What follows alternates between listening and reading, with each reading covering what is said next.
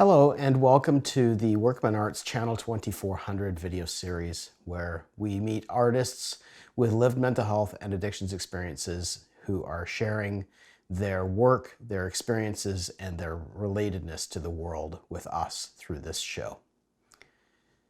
Usually when I do interviews with people, I end the interview with a question, which is there anything about you or your work that you would like the world to know that we haven't discussed yet? Is there anything that I haven't asked you that you want people to know about you? And those answers are usually really compelling and special.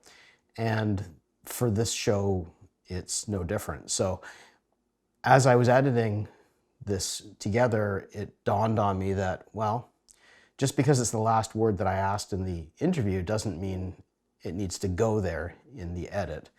So for a change, what I decided to do this time around is to give people their last word first.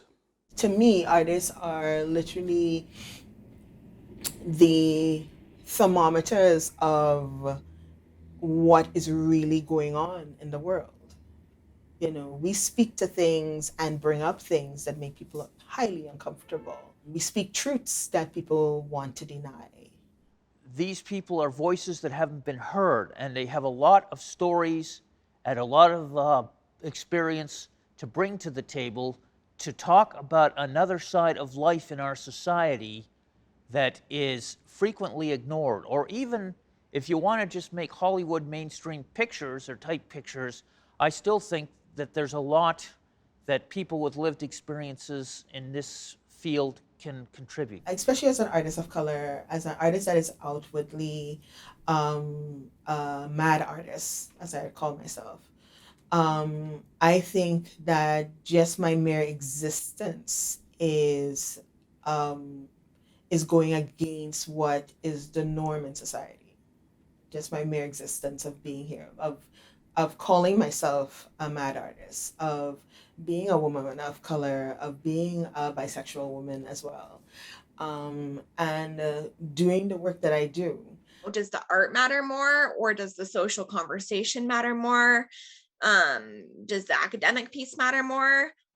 That's a question I wouldn't want to answer, because I think art and things like this helps change hearts and minds and helps people maybe be empathetic towards folks or imagine lived experiences that they've never considered before. I do believe that people with lived experiences with mental health issues should be included in leadership as well as support positions, because their experience gives them a lot to bring to the table, especially for stories of other sides of life that the mainstream film industry just doesn't explore.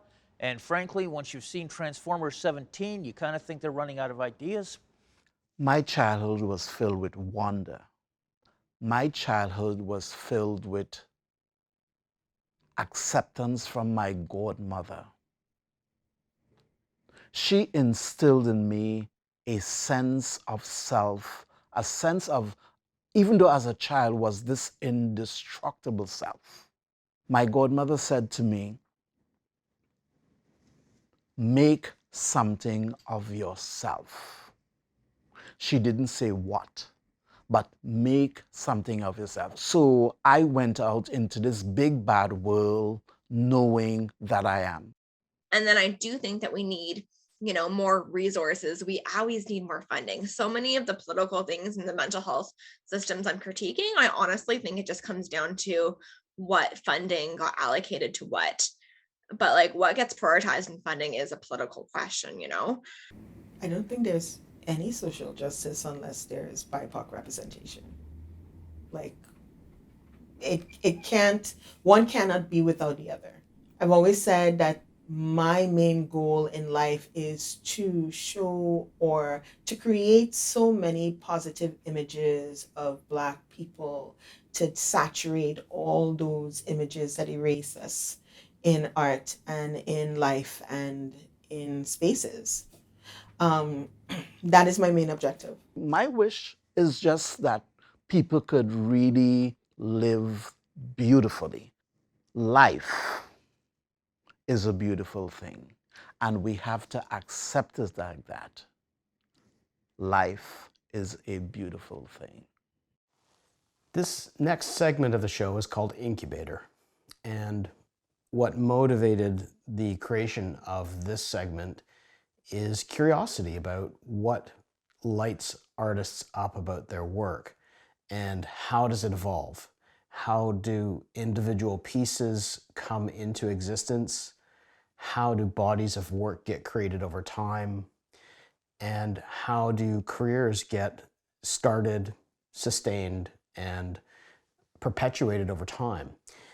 And core to this is also the relationship of artists' work to the world, what it means to them personally, and what motivates them to put it out there in the world, and what is their thinking process as they evolve this relationship over time. So on that note, I bring you Incubator. My first novel, Dancing with Ghosts, I was looking at the short-term piece. So what happens when university students, there's all sorts of campaigns on university campuses talking about, like, if you're struggling, get help. But then people are offered really piecemeal, single issue counseling. So for instance, I remember when I was at school trying to access counseling proactively, I didn't have any issue at the time. I just wanted to get the services, and the form I was given was atrocious. I actually analyzed it in a policy class because it was like, what one issue brought you to counseling? How many sessions do you need to fix this one issue? So it would be perfect if one horrific thing had just happened, like a car accident, and then I need 6 sessions to fix it. But what happens when you're talking about ongoing mental illness or ongoing mental health? Maybe you just want to have continued supports, or maybe you want supports before you reach a crisis point. Because personally, for myself and for other people, sometimes it's harder to reach out when you're already in crisis. What is advocating and talking to new people and trying to navigate a really messy system look like when you're already not okay? So for me, part of trying to take care of my health is trying to reach out and set up supports and set up networks when I'm okay enough to do the communicating, when I'm okay enough to reach out. So that was my first book, and I wrote it in 2015. So let's going back a ways. I learned this from my own self-learner. So I was given some instruction to play the rhythm guitar. Out of that knowledge, with my acoustic knowledge, and I was able to figure it out what to do. And I had a friend. He was playing in a 5-star hotel in Sri Lanka. So he gave me, but I haven't sit with a teacher or instructor more than 3 hours. Just about 2 hours. John, do this, do this, this is the procedure. If you do these things, and you will be good. And it took, and my equation was, you have to sit on the piano stool and play piano for 2,000 hours. To do that work, it took 6 years for me as a survivor. So every day 1 hour, but I had to hospitalize. I'm a self-taught textile artist. At the time when I was doing this technique, it was relatively new. There weren't a lot of artists who were using it, or using predominantly African fabric in order to express textile art. So how I came about is that I didn't even know that textile art existed. I just wanted to add African fabric to my work because it reminded me of home. It reminded me of Trinidad and Tobago, where I'm from. It also reminded me of one of the things I'm extremely proud of as being a Black person and being of African descent, and just homage to my ancestors. This piece actually is called Mama's Watching. It was very pivotal during the time when, I think it was before George Floyd, actually. It is when a couple of years ago, maybe 5 or so years ago, when we started having a lot of Black and brown people being killed by the police, and what the uprising and the creating of Black Lives Matter movement meant. And I was thinking about Maya Angelou and what she would have thought during that time, because she was such a proficient speaker, especially an artist around poetry at that time that really spoke to Black existence and pain and suffering and what we as a people needed to do in order to really come together. Well, I just happened to come into painting by accident. Winsome, who was an artist, Jamaican artist here, had done some work for a production of mine, and there was some canvases and paint left back. So she gave it all to me. And one day I remember it was so gray and so dark, and I think I was just in the throes of my mental illness, that I was like, I am going to paint. And I cut the canvas and I took the paint and I went to work. I didn't know what I was doing, but I stood back and I was like, it isn't bad. You know, so and when my wife came home, she was like, who did that? I said, me. She says, okay, you're going somewhere, you know. So so painting is another extension of my artistic life. My art that I make is primarily around the issue of sibling abuse, because that's my personal history. And it took a long time for that to be named for me. So I was, pretty much a mess, spiritually, mentally, mental health issues, lots of thoughts of suicide, lots of addiction, just a mess. And after many therapists and many years, somebody used the word abuse when I talked about what a sibling had done. And this light bulb went off, and I realized that's when I left my work and I went back to focus on my art. I mean, it took a bunch of years, but essentially that was really through the need to address that specific trauma, because nobody talks about it, nobody acknowledges it. It's not in very much of the research. Yet everybody I talk to says, why aren't we talking about this? So I believe that we can't get to that product results, bigger picture of connection until we resolved our own trauma, and that we can't do that until it's named. And so we're in a time that people are talking about it. When I was about maybe 17 or 16, like 16 years old, that's when I actually started doing carving, because I was inspired by my father, because I used to watch him doing carving, and I was fascinated by him just by looking at him doing carving, and I picked it up from him. What I like to do with my work, I like to express my work and like talk about my story, what I did in the past, and what I see in what I have seen in the nature. That's what I like to see. Not only that, see them in my mind, the imagery that I just seen in the past. I like to create it and be able to picture them in my mind and create something I just seen in the past. The work that I created in the past, in the foyer, from the very beginning, what it means is transformation. That's what it means. It's transforming into like everything. What it means growth, strength, power. Not only that, being able to move in a direction, going in the same direction, being together. That's what it means. I did a lot of drawing when I was younger, and so I was able to refine a crude but proficient style. I even had people come over, stand over my shoulder and tell me my work sucks, but I really liked comic books when I was a kid, so storyboards are great like that because they are essentially your film turned into a comic book. Black and white comic book, of course, but it also allows you to more freely visualize your ideas in a script, because you can choose your angles, you can choose what you see, you can choose what your idea of what the characters look like. And of course, practically speaking, storyboards are very good to have on set, because When you're renting equipment and locations or just borrowing them, you have a limited amount of time. And you don't always have time to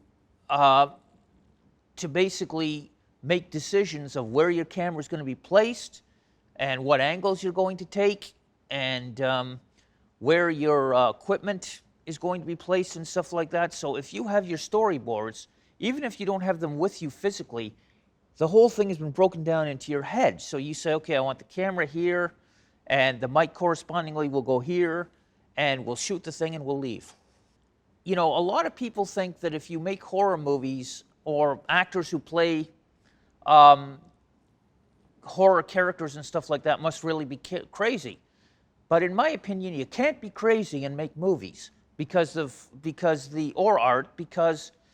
format is just too disciplined and requires too much commitment and dedication, and you have to pay attention to the form.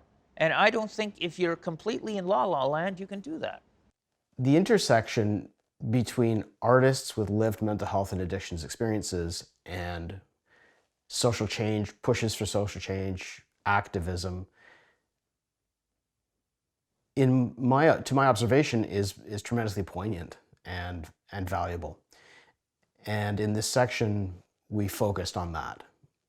What does the creation of art, the becoming visible and standing up, being seen and being heard and being engaged, being engaging, all of these aspects of art from the voices of people with lived mental health and addictions experiences is what you're about to see in this segment. On that note, I bring you Artivism. 2 years ago, I produced my first play, Broken Branches. The purpose of it is to create awareness of sibling abuse.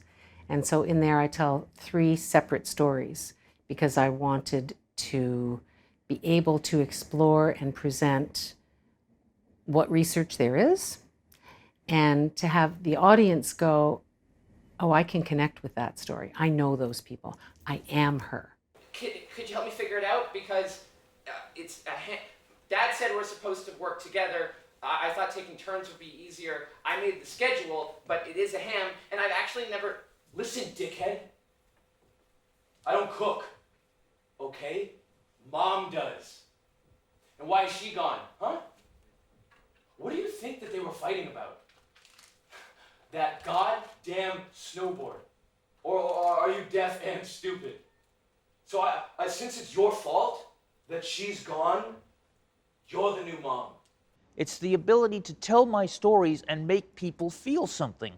Because a lot of times, I feel like a person who nobody pays any attention to and people would sort of wish would go away. But with filmmaking, you can tell your story. And so it's a way to be a part of somebody's life.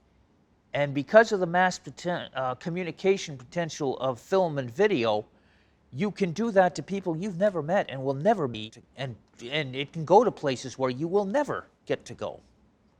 And it will also be there after you're gone. The work that I do with inpatients and people who struggle with mental health and addiction is my life's work. And I'm trying to kind of find a way where, you know, the system as it is doesn't just kind of swallow me up due to, you know, financial insecurity or anything else. I think that's my main goal because at the core, I'm a single mom raising my 3 kids. So that is something that I want for myself, but I also want for other artists who look and, you know, have the same challenges as me. For me, the Workman Arts at its core is such a pure space that needs to be guarded fiercely. Just the mere fact that this building is on the CAMH grounds is problematic. So, I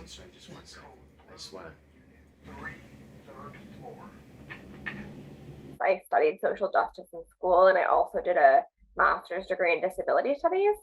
But I found I wanted, when I was out of school, I still wanted to have these conversations. I've worked at several nonprofits. I still really wanted to have these conversations that are rooted in social causes, be it responses to rape culture, be it commentaries on the mental health system. And I was really still drawn to writing and creative elements. And I found that I was drawn to having these rich conversations through my creative pieces. Right now, the world has so much trouble right now because what I wish I could do to make the world a little bit better, maybe look at things differently. That's what I mean. Maybe helping together, not only that, staying together, helping each other, not only that, communication is key to everything. That's what I know, like helping each other, talking about something, talking to each other. Not only that, being able to move in a direction where they want to go, having a plan, and not only that, staying together, having strength and power. I've been practicing for close to like 30 years in Buddhism. I practice with an organization called the Soka Gakkai International, and its president, his name is Daisaku Ikeda. And he says, one person is not simply one person. One person's power can reach far beyond a single life. A human being unrevealed potential is boundless. So I live by that mantra. When I'm painting, when I read guidances every day in order to help me manifest in my work. For me to just be and to have other people being influenced by seeing me and seeing my work, and especially seeing my work in spaces that have not always been welcoming of work that looks like mine, of bodies that look like mine, of people who look like me, I think is one step towards creating space and opportunity for people to showcase their work. I'm really interested in emergency room politics. So what happens, short-term services didn't work or whatever, somebody is in crisis. What happens when somebody reaches out for emergency mental health support? How are people treated in emergency systems? What resources are offered?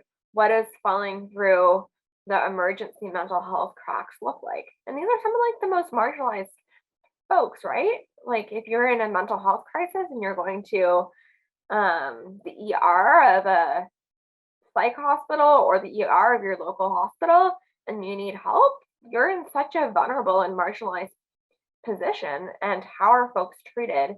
And what happens when supports aren't offered? So that was really a question that I was trying to address in my current novel, is what happens when people fall through systemic cracks. Even in my community, for word that had gotten back to me, they said I was faking.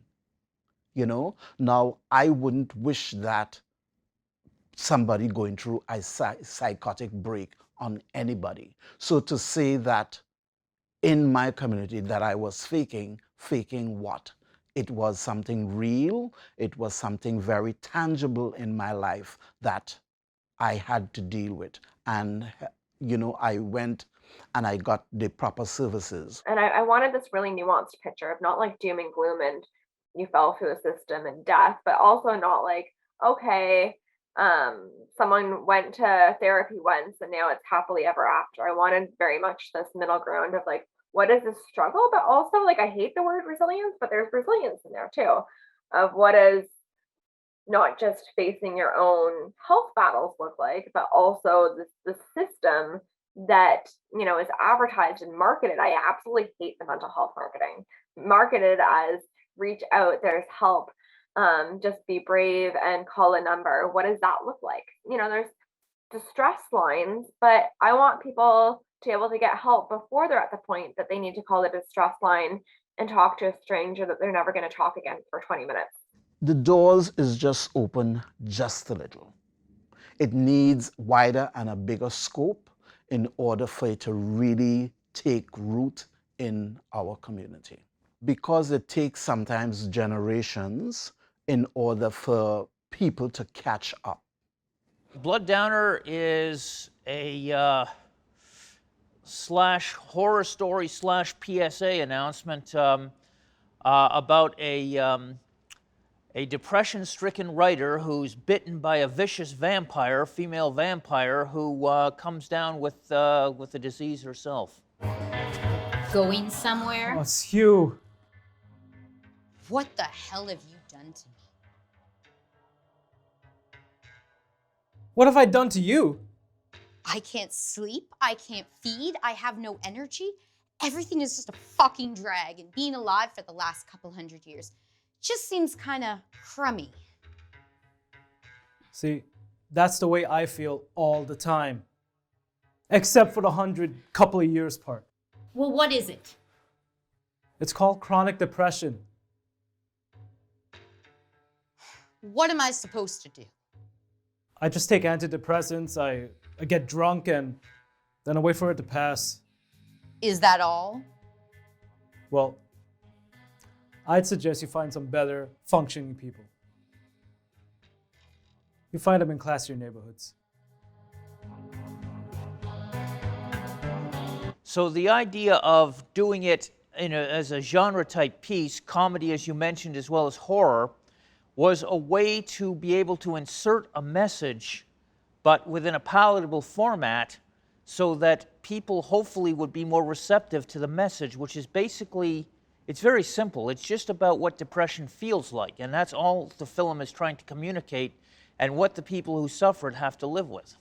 To have people find my work beautiful is part of it, but to really get the message of the fact that this work is valid, is relevant, is fine art, that is what I want to get at. But for you to see my work in such a way that it moves you, that it makes you maybe question things about yourself, or how much you may appreciate art. And I'm not talking about just, Picasso, Van Gogh, but actually appreciate art that does not look like what classic art is supposed to look like, is, I think, the main reason why I continue to do my art. It is to question that. It is to reinforce that all work is beautiful no matter who's rendering it, and therefore really try to kind of disturb the gatekeepers of what fine art should be. I'm tired of having to be resilient, like as a person with like a trauma history, that's so often the compliment given, like, you're so resilient. Why do we have to be resilient? I want to live in a world where I'm never again complimented for being resilient or overcoming how I've been treated and mistreated. I'm tired of that compliment. I want to be complimented for other things, not my ability to overcome mistreatment and shitty systems, Ask any artist how and why art and the creation of art is good for them, and you'll get an earful, I promise. And it's a difficult thing to quantify, because I think that it cheapens the whole phenomenon if we feel the need to document this through statistics. I think the best way to convey just how good dance, sculpture, painting, music, theater is for you is through the qualitative sharing of experiences. What I'm talking about is storytelling. So I feel tremendously privileged to be in this position where I get to create this show, where I get to showcase the immense talents from within our community of artists with lived mental health and addictions experiences. So on that note, I bring you those artists sharing why the creation of art and the sharing of art is good for them. This is Artscription. When I am sad, I can play music. When I'm happy, I can play music. Like my feeling, I can put whatever the feeling, if I'm angry, I can bang the piano so that without disturbing others. So, but I try something like this. When I'm angry, I try to play softly, so that then once you do that exercise with the piano, your anger is ceased. So that it's a good way to flush it out. so yeah. It's important to me in a lot of ways, because a social cause, like, it helps me not only that being creative, putting my mind, and also it helps me with my mental health, being creative with my mind. I'm able to express my feelings and thoughts, and be able to create my thoughts and feelings, be able to express them, be able to explore the world a bit more differently. That's how I do it. And not only that, being more social with other artists and talk about what we have created. Theater gives us a space and the means to tap into our deeper selves. Whether you're an actor, if you're an actor doing a script that somebody else has written, you have to find that truth in yourself. And so as actors, we are constantly sort of on a perpetual dig to find our truth and how we relate to the story that we're telling. And emotion and struggle is seen as feminine, and it's seen as weak, and it's seen as soft. I think it's our strength. I think it's it is what gives us our ability to connect. It's that side of us that makes us part of the whole of this, of the community, of the planet, of each other's worlds, right? Like I think it's that big. If we don't start conversations around individual and collective trauma, we're never going to get anywhere. And music, it is soothing in your some senses. It is soothing, like especially when you feel lonely, or when you feel there is something to connect. It's not something, it's a big thing. You can't explain that in words, what it is. Yeah, music is, that's important. I myself, from my experience, it took a lot of time. Not only that, you have to, it takes a little bit of practice. Not only that, you're able to go look for kindness in a way. You're gonna want it.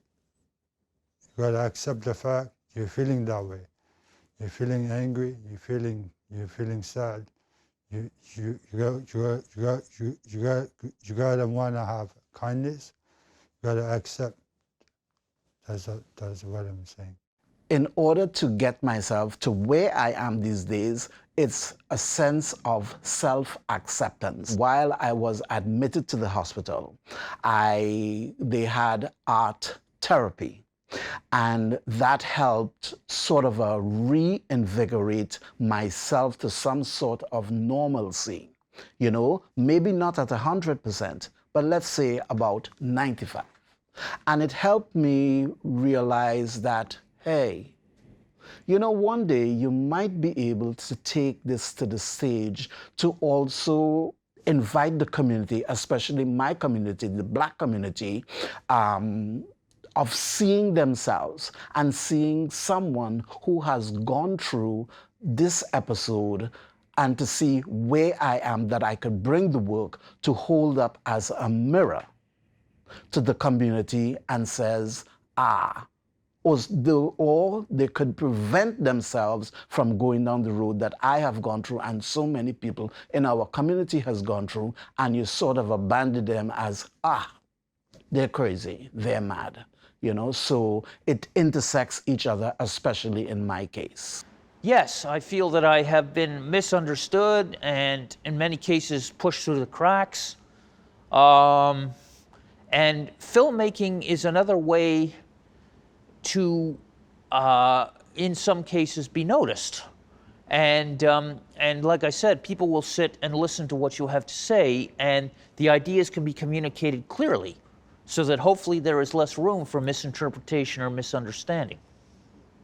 Art literally saved my life. I had a mental breakdown. I literally had to leave my job, but the way I was, when they found out about the mental breakdown and the way that they went about slowly getting me out of my job was the part that I think was the worst part of it. So I was kind of like made to train someone who ended up being my boss and then being put in a subordinate role and then slowly kind of eked out.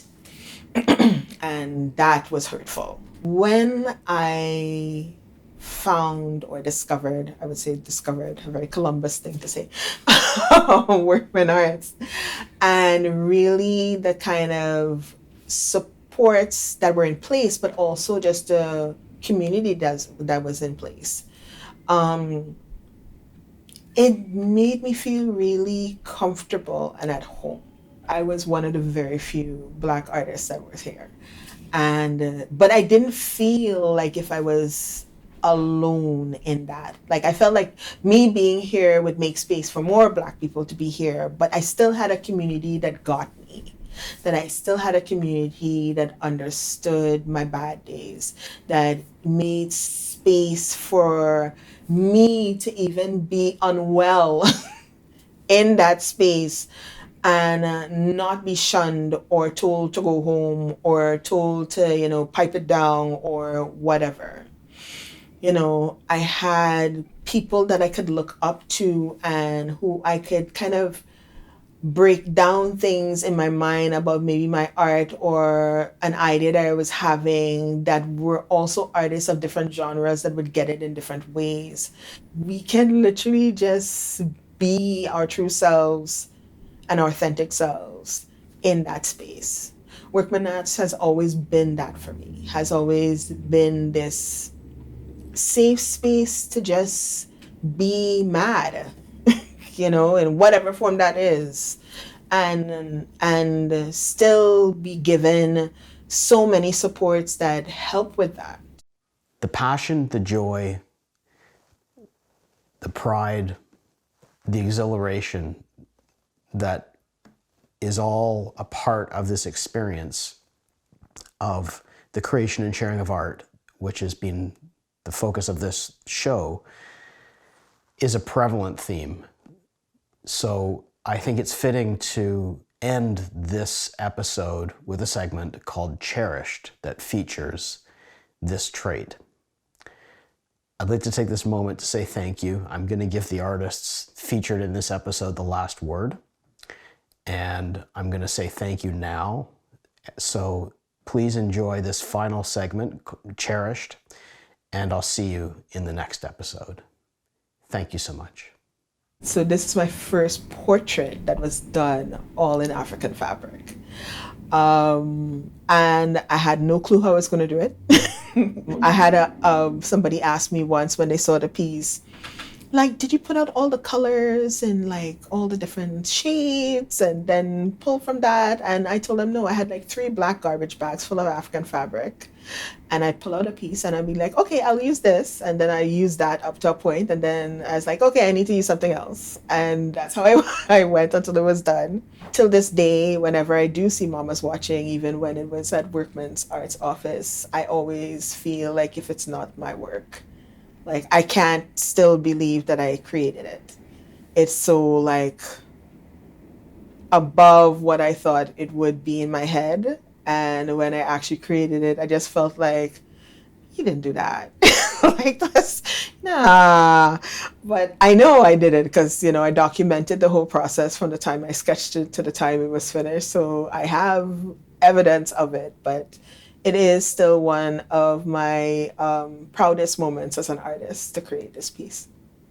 So I think even if people never write and publish their stories, even if they only exist for an hour in the classroom and are only verbally shared, I think that's really empowering. Do you mind if I go get the door? I'll be right back. I hope this is what I think it is.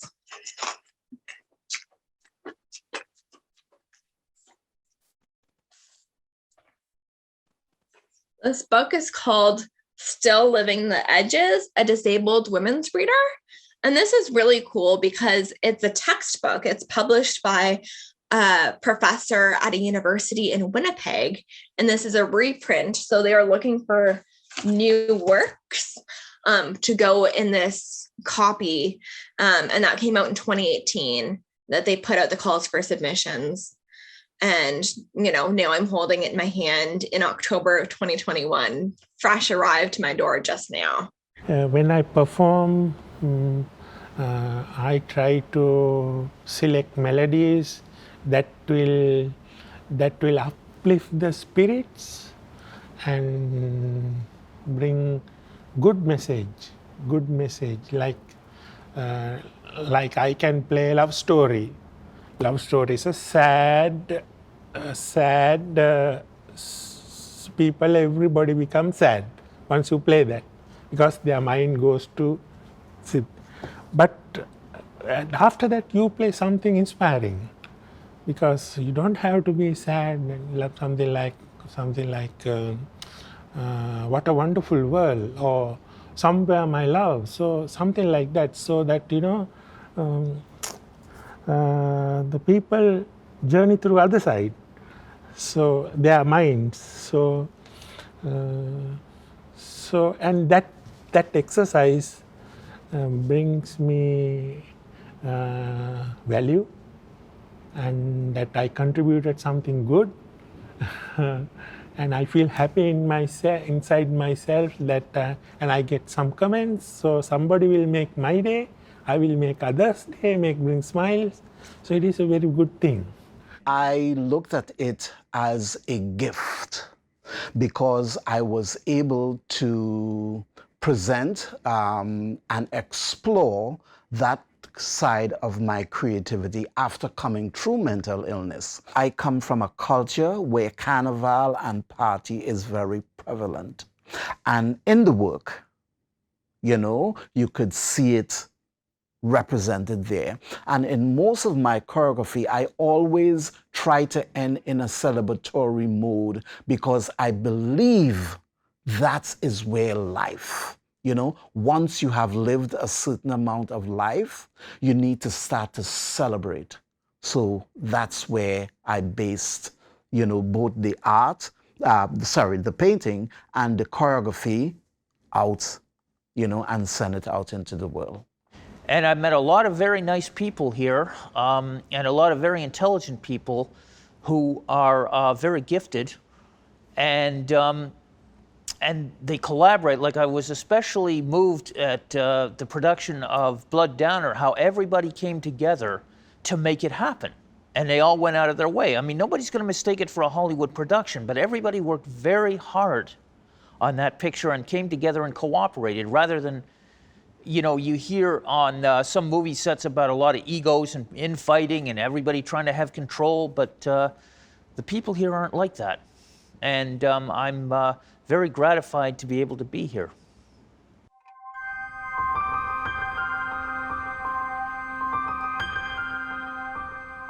Excuse me? Yeah? Do you remember me from last night?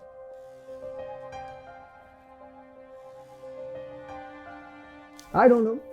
Maybe? I was sitting with a woman there. Do you remember? Why? You did that to your head?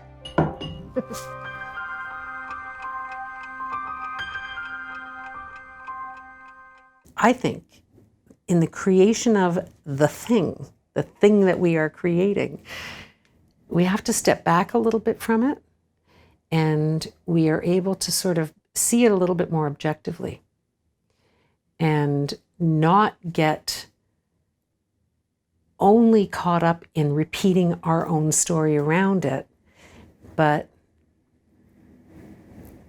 having to look at it from different angles and seeing different sides of it. And in doing that, Well, I think that helps with it becoming more universal and becoming less specific. But it's in the specificity of that story that we can find that universality, if that makes any sense. It's been incredibly healing for me as an artist and for me as a, messed up person through my life, to realizing that there's a lot of good that comes out of that. It's been the most healing year I've ever had. First of all, I was in Nunavut, then I came to Toronto to live in Toronto to give myself help, but at the same time live in Toronto because I wanted to explore Toronto a bit more, because I'm a city person. I like being in the city. I just like the city because I feel like I can explore a bit more of the city. I just like to be, and not only that, being around multicultural people. That's what I like about it. And now, what's relevant to me right now is being around other people. That's relevant to me right now. Being around other people, that helps me right now. When you see someone being in crisis, you go talk to them, being kind to them. When you're kind to them, it just lightens them up. It just helps, like just saying something kind to them. That's what that helps them. From my experience, I needed help just talking to someone. It really helps with mental health. Just by being around someone, it helps. Being an artist is a gift to everyone. It takes a little bit of practice. I know everyone can do it. It takes a little bit of practice. It takes time. I know everyone is talented in a lot of ways. I know that for sure.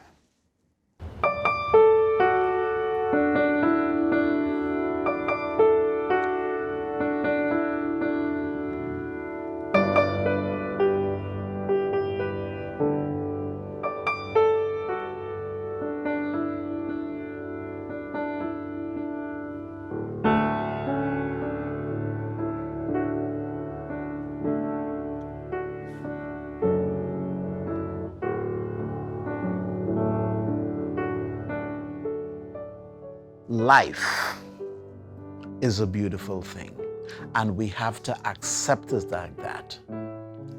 Life is a beautiful thing. මානසික රෝගය ශුද්ධ වූ ආශිර්වාදයක්. Mental sickness is a sacred blessing. සුභාදාමේ ආදර විශ්මිත නිර්මාණයක්. An excellent creation of Mother Nature.